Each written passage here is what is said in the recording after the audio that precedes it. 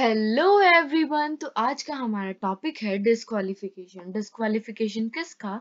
MPs का, member of parliament, और MLAs का, मेंबर ऑफ लेजिस्लेटिव असेंबलीज। तो स्टेट लेजिस्लेटिव असेंबलीज और जो पार्लियामेंट है उनमें जो भी लोग इलेक्ट होते हैं वो डिस्क्वालिफाइड किस बेसिस पर होते हैं। और ये हमें कहाँ दिया है? ये हमें दिया है रिप्रेजेंटेशन ऑफ पीपल एक्ट 1951 में। ठीक है, अब हम देखते हैं कि सबसे पहले इस डिस्क्वालिफिकेशन के पीछे का जूरिस्प्रूडेंस क्या है। हमें डिस्क्वालिफिकेशन की जरूरत क्या पड़ी? अब इलेक्शन एक इम्पॉर्टेंट पार्ट है फ्री एंड फेयर डेमोक्रेसी का। ठीक है, डिस्क्वालिफिकेशन हमें दी गई है कॉन्स्टिट्यूशन में, साथ साथ रिप्रेजेंटेशन ऑफ पीपल एक्ट 1951 में। क्यों दी गई है? To ensure that men of highest integrity, कि हमारी कंट्री को जो रिप्रेजेंट कर रहे हैं वो लोग कौन हो? मैन ऑफ हाईएस्ट इंटेग्रिटी हो, ना कि कोई करप्ट हो, ना ही कोई क्रिमिनल्स हो। तो ये पूरा जो है ये वाई ऑफ द डिस्क्वालिफिकेशन है कि हमें चाहिए कि अच्छे लोग जो हों सिर्फ वही जो है हमारी कंट्री को रिप्रेजेंट करे, ना कि कोई करप्ट या क्रिमिनल्स, क्योंकि उससे पूरी कंट्री पर जो है वो असर पड़ता है। अब हम देखते हैं सबसे पहले कॉन्स्टिट्यूशन में क्या क्या प्रोविजंस है। कॉन्स्टिट्यूशन का आर्टिकल 102, 191 और 10 शेड्यूल जो है वो ग्राउंड्स ले डाउन करता है डिस्क्वालिफिकेशन के लिए। सबसे पहले जो ग्राउंड है वो है ऑफिस ऑफ प्रॉफिट।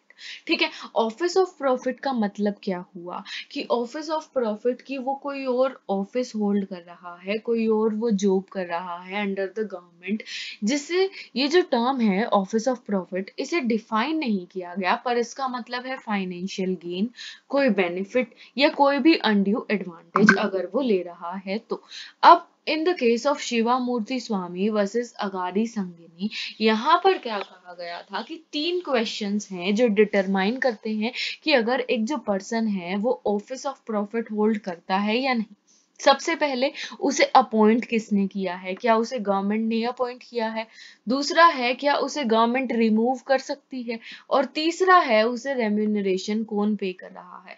अगर उसे गवर्नमेंट ने ही अपॉइंट किया है, गवर्नमेंट ही रिमूव कर सकती है और रेम्यूनरेशन भी गवर्नमेंट पे कर रही है, तो हम क्या मानेंगे कि हाँ वो ऑफिस ऑफ प्रॉफिट जो है वो होल्ड कर रहा है अंडर द गवर्नमेंट। ठीक है, अब दूसरा है अनसाउंडनेस। अनसाउंडनेस का मतलब है लीगली जो है वो इनकेपेबल है।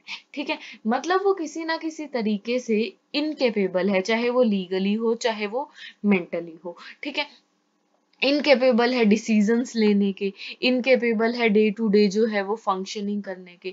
तो अगर कोई इंसान डिसीजंस ही नहीं ले पा रहा या डे टू डे जो है वो खुद ही सही से फंक्शन नहीं कर पा रहा, वो कंट्री को कैसे संभालेगा? तो इसीलिए सेकंड ग्राउंड हमारी है अनसाउंडनेस। अनसाउंडनेस का मतलब है legal incapacity with medical incapacity, कि लीगल और मेडिकल हमने इनकैपेसिटी ले ली accompanied by what? Medical findings.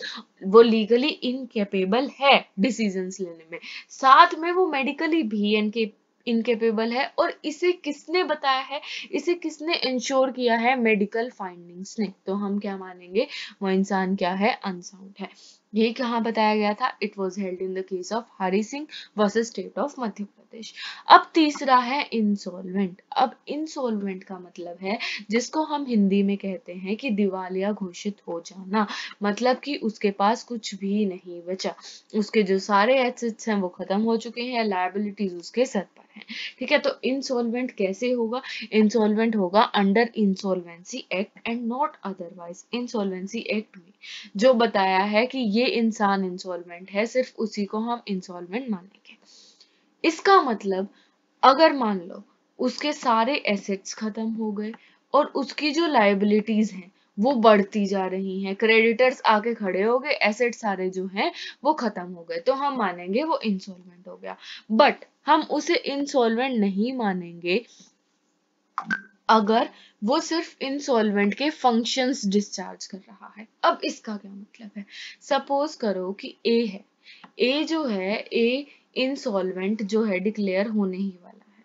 तो क्या होता है? वो इंसॉल्वेंट डिक्लेयर होने वाला है तो वो क्या करता है? अपने फ्रेंड बी को, ठीक है, अब ए को देने हैं, लायबिलिटी है उसके ऊपर 1 करोड़ की।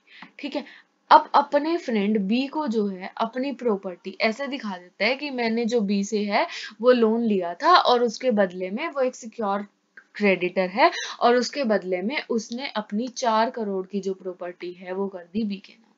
अब भाई कोर्ट देखेगी ए के पास तो कोई एसेट्स नहीं है, तो वो क्या कर रहा है, वो डिस्चार्ज कर रहा है फंक्शंस ऑफ इंसॉल्वेंट, जबकि वो असली में इंसॉल्वेंट नहीं है, ये प्रॉपर्टी तो उसकी थी, वो तो फ्रॉड करने के लिए उसने ये किया, तो हम उसे इंसॉल्वेंट तब नहीं मानेंगे जब वो इंसॉल्वेंट होने के फंक्शंस डिस्चार्ज कर रहा है।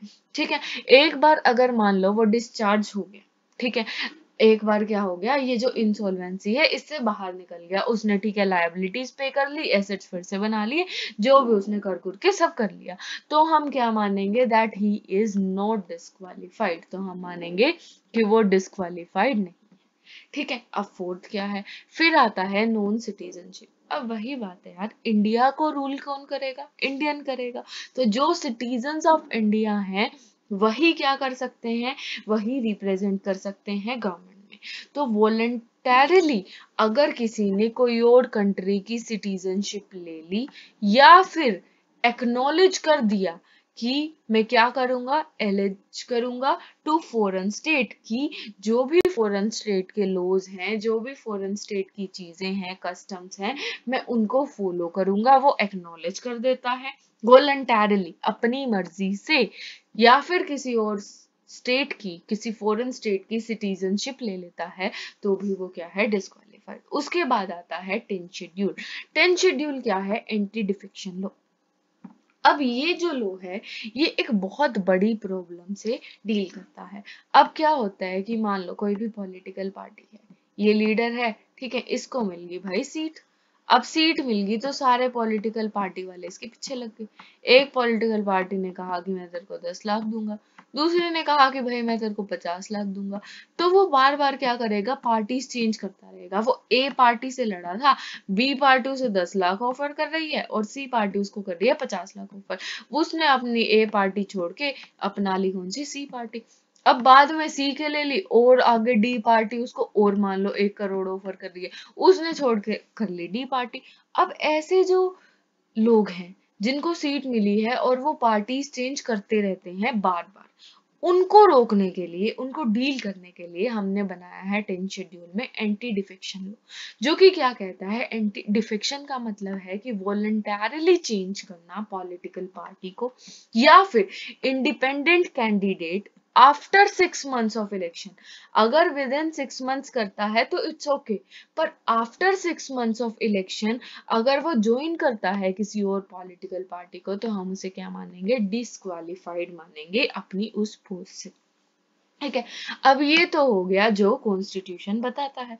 अब हम देखते हैं हमारा जो रिप्रेजेंटेशन ऑफ पीपल एक्ट है 1950। सबसे पहले जो आर्टिकल है हमारे पास 327। आर्टिकल 327 और आर्टिकल 328 क्या कहते हैं कि जो पार्लियामेंट है और जो स्टेट है वो लॉज बना सकती है ताकि इलेक्शंस फ्री और फेयर कंडक्ट हो। तो इन्हीं के under representation of people act 1951 बना है। अब इसके अंडर कैसे इंसान डिस्क्वालिफाइड हो सकता है, अब हम वो देखते हैं। सबसे पहले आता है सेक्शन 8। सेक्शन 8 बताता है, एक सर्टेन उसमें लिस्ट दी गई है, जैसे मान लो अगर कोई भी इंसान है वो उसने कोई ऑफेंस करा है, जो कि किस लॉ के अंडर ऑफेंस है, इंडियन पीनल कोड, अब जो हो गया Bharatiya Nyaya Sanhita, unlawful activities prevention act, narcotic drugs and psychotropic substances act, prevention of terrorism, custom act, enmity और हेट स्पीच देता है, मनी लॉन्ड्रिंग, और भी एक लिस्ट पूरी दी गई है। ठीक है, तो वो डिस्क्वालिफाइड हो जाएगा और उसको फाइन मिलेगा 6 साल की इम्प्रीजनमेंट, अगर वो है उसकी 6 साल की इम्प्रीजनमेंट, और 6 साल आफ्टर जो रिलीज है।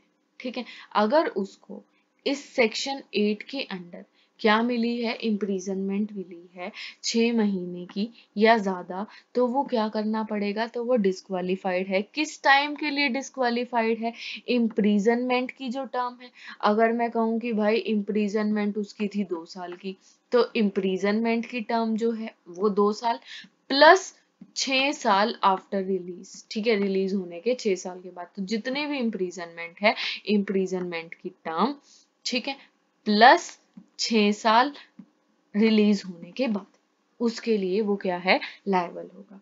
अगर मान लो वो इन 3 चीजों में इन्वॉल्व होता है, क्या है, प्रॉफिटेरिंग और होर्डिंग।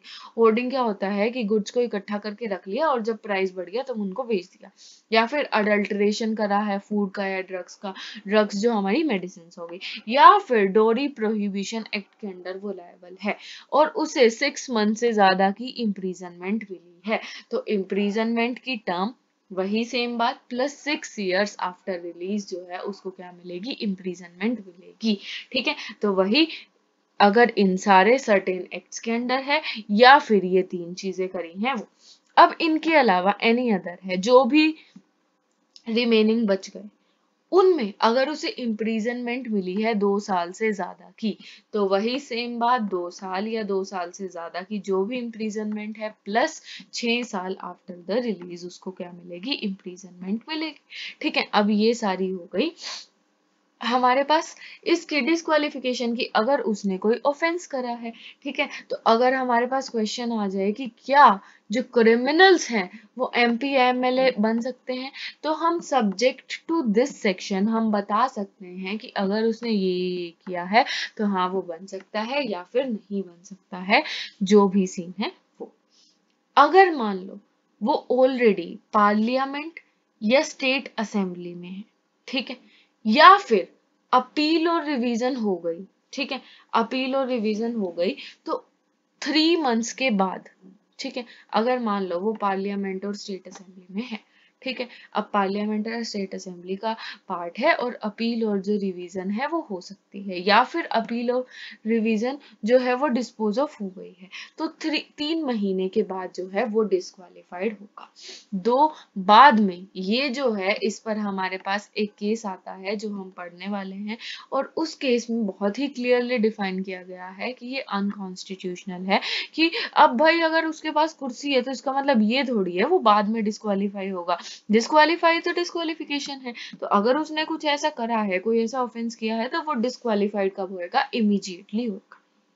ठीक है, अब सेक्शन 8A हमें बताता है कि अगर वो करप्ट प्रैक्टिसेस में इन्वॉल्व है अंडर सेक्शन 99, ठीक है, अंडर सेक्शन 99 जो है हमारा रिप्रेजेंटेशन ऑफ पीपल एक्ट का, वो क्या कहता है कि भाई पेटिशन जो है वो फाइल कर दी जानी चाहिए कब, 3 months to the authority concern, 3 महीने के अंदर अंदर जो भी अथॉरिटी कंसर्न है उसको जो है पेटिशन फाइल कर दो, और डिस्क्वालिफिकेशन 6 साल से ज्यादा जो है वो इसमें नहीं दी जा सकती। ठीक है, अगर अमेंडमेंट एक्ट 1975 आता है, अगर 1975 के बाद कोई डिस्क्वालिफिकेशन हुई है किन ग्राउंड्स पर, करप्ट प्रैक्टिसेस पर, सबसे पहले तो डिस्क्वालिफिकेशन 6 साल से ज्यादा की नहीं हो सकती। अगर मान लो 1975 के बाद ये डिस्क्वालिफिकेशन हुई है, तो क्या हो सकता है कि वो एप्लीकेशन दे सकता है प्रेसिडेंट को टू रिड्यूस डिस्क्वालिफिकेशन, और प्रेसिडेंट क्या कर सकता है, in consultation with election commission reduce कर सकता है ये जो 6 साल की टर्म है डिस्क्वालिफिकेशन की, जो भी टर्म हो। ठीक है, एस नारायण स्वामी में उसे क्या हुआ था, उसे अनड्यू बेनिफिट मिल गया था अपनी पोस्ट से, तो अपनी पोस्ट से उसने अनड्यू बेनिफिट जो है वो ले लिया था। ठीक है, तो इसीलिए उसको क्या कर दिया गया था, डिस्क्वालिफाइड कर दिया गया था। ठीक है, अब सेक्शन 9 आता है जो कि कहता है कि अगर मान लो वो करप्शन या डिसलॉयलिटी दिखाता है, करप्शन या डिसलॉयलिटी किसको, गवर्नमेंट को, तो चाहे वो स्टेट गवर्नमेंट को या सेंट्रल गवर्नमेंट से क्या किया, रिमूव हो गया इन ग्राउंड्स पर, किस ग्राउंड्स पर, कि उसने या तो करप्शन किया वहां पर करप्ट प्रैक्टिसेस, या फिर वो डिसलॉयल रहा गवर्नमेंट से, तो इस बेसिस पर अगर उसे रिमूव कर दिया गया तो सर्टिफिकेट दिया जाएगा इलेक्शन कमीशन को कि भाई ये सर्टिफिकेट है इसके रिमूवल का, और ये जो है ये रिमूव हो गया था on the grounds of corruption और डिसलॉयलिटी, और वो जो सर्टिफिकेट है वो क्या होगा, वो कंक्लूसिव प्रूफ होगा जब तक अपॉर्चुनिटी ऑफ बीइंग हर्ड जो है वो नहीं दी जाएगी। ठीक है, सबसे पहले अपॉर्चुनिटी ऑफ बीइंग हर्ड, क्योंकि ऑडियो अल्ट्रम पार्टनम जो है हर किसी के पास जो है वो बोलने का अधिकार है, ये नेचुरल जस्टिस में आता है कि हम हर किसी की साइड सुनेंगे। ठीक है, तो अगर ऐसा सर्टिफिकेट दे दिया गया है इलेक्शन कमीशन को जो कि कहता है कि अगर मान लो स्टेट और सेंट्रल गवर्नमेंट ने उसे रिमूव करा था करप्शन या डिसलॉयलिटी के अकाउंट पर, तो वो कंक्लूसिव प्रूफ है।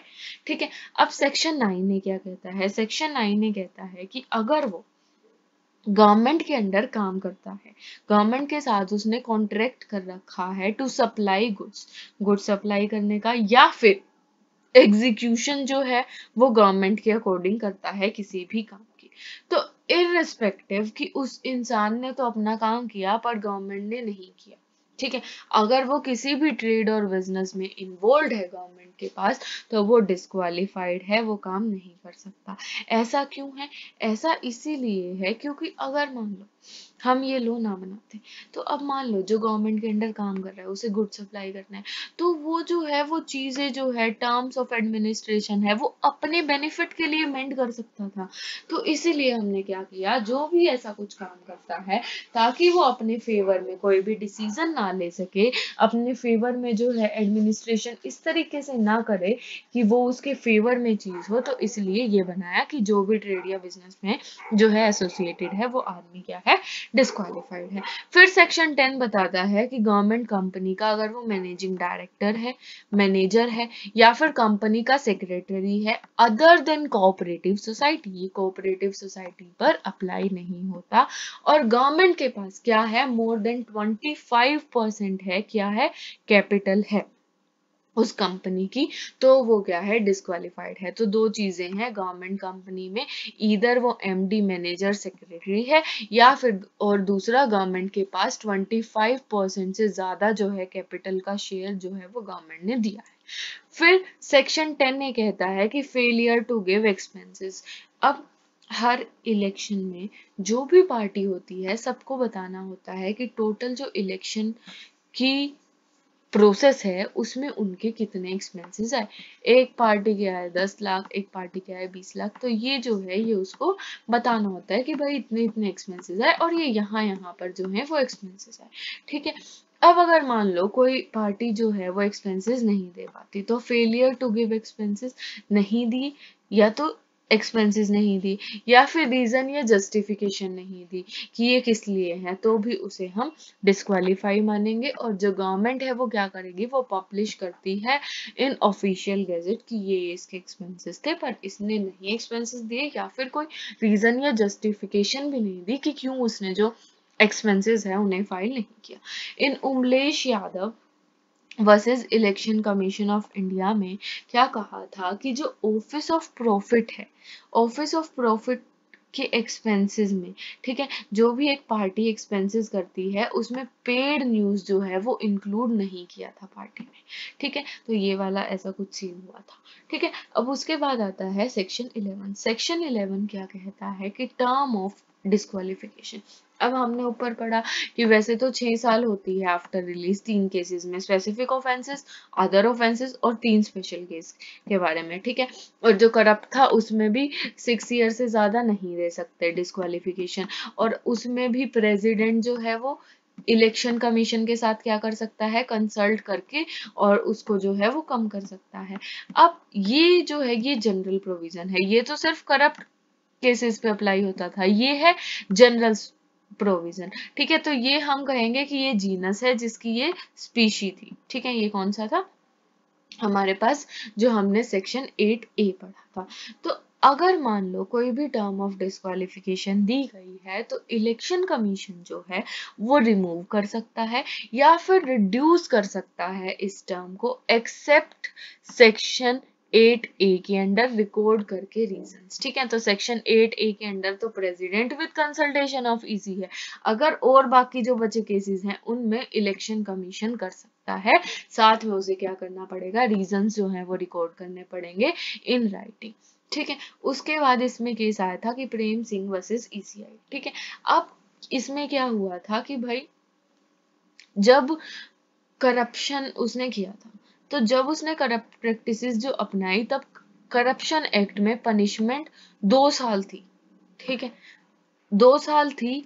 अब 2 साल से कम भी हो सकती थी भाई, अगर मान लो 1 साल 364 डेज होती, ठीक है, तो उसे डिस्क्वालीफाई नहीं किया जा सकता क्योंकि 2 साल की इम्प्रिजनमेंट हमें चाहिए। तो इसीलिए उसकी जो डिस्क्वालिफिकेशन थी वो रिड्यूस करके 1 साल जो है वो इलेक्शन कमीशन ने कर दी थी।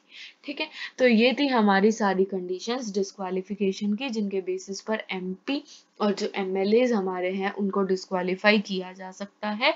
तो ये थी हमारी आज की वीडियो। ऐसी ही और वीडियोस के लिए बने रहिए, चैनल को लाइक कीजिए, सब्सक्राइब कीजिए। Thank you.